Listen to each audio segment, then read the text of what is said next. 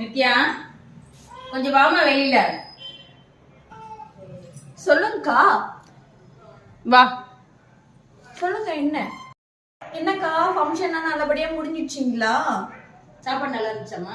நல்லா இருந்துச்சுக்கா, சூப்பரா இருந்துச்சு. அதுவும் அந்த கூட்டு பொரியலும் சூப்பரா இருந்துச்சு. எக்ஸ்ட்ரா 2 பாதுஷா வாங்கினேன்க்கா.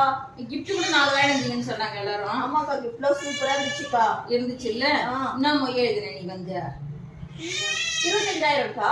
நான் உனக்கு என்ன செஞ்சு வச்சுக்கிறேன்? 1,000 செஞ்சீங்க. அப்ப நீ எனக்கு என்ன வந்து செய்யணும்? அன்னைக்கு என்னக்கா 1,000 வேலை? என்ன வேலை நீங்க சொல்லுங்க. ஏமா நான் என்ன செஞ்சேன்? உனக்கு பணமா செஞ்சேன் நானு? அன்னைக்கு 25,000 இருந்ததுக்கா, அதான் எடுத்துனது 25,000 வச்சேன். ஏமா உனக்கு நான் நகையத்தனமா எழுதினேன்? அதான் அன்னைக்கு 25,000க்கா. இன்னைக்கு வந்து என்னமா நீ சொல்ல நான் திருப்பி அதே சொல்லுகிறேன். அன்னைக்கு நான் என்னமா உனக்கு செஞ்சேன்?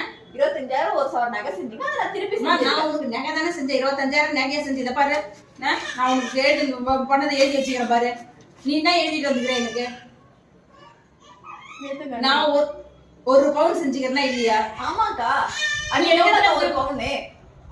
ஏமா அன்னைக்கு கதையாமா சொல்ற? ஒரு பவுனுக்கு பவுன் தானமா கணக்கு. எல்லாரும் அப்படித்தான் பண்றீங்க. யாரு பார்த்தாலும் அப்படித்தான் பண்றீங்க. அன்னைக்கு பவுன் வேலை இருக்குது, அதனால நான் கம்மியா செஞ்சுட்டேன். என்ன கம்மியா செஞ்சுட்டீங்க?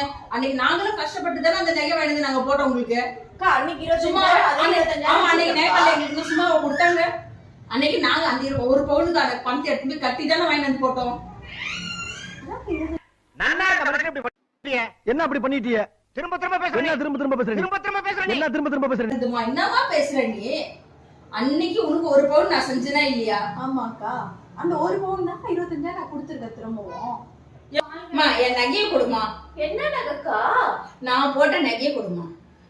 அந்த நகையை வச்சுதாக்கா போன வாரம் வந்துட்டு நாங்க கேரளா ட்ரிப்பு போயிட்டு வந்தோம். குழந்தைங்க ஸ்கூல் ஃபீஸ் கட்டினேன். அது பத்தாம மலிசு போயிட்டு மீதி இருந்த காசுதாக்கா மொழியே வச்சேன் 25,000. எனக்கு அதெல்லாம் தெரியாது. நகையை கொடுமா.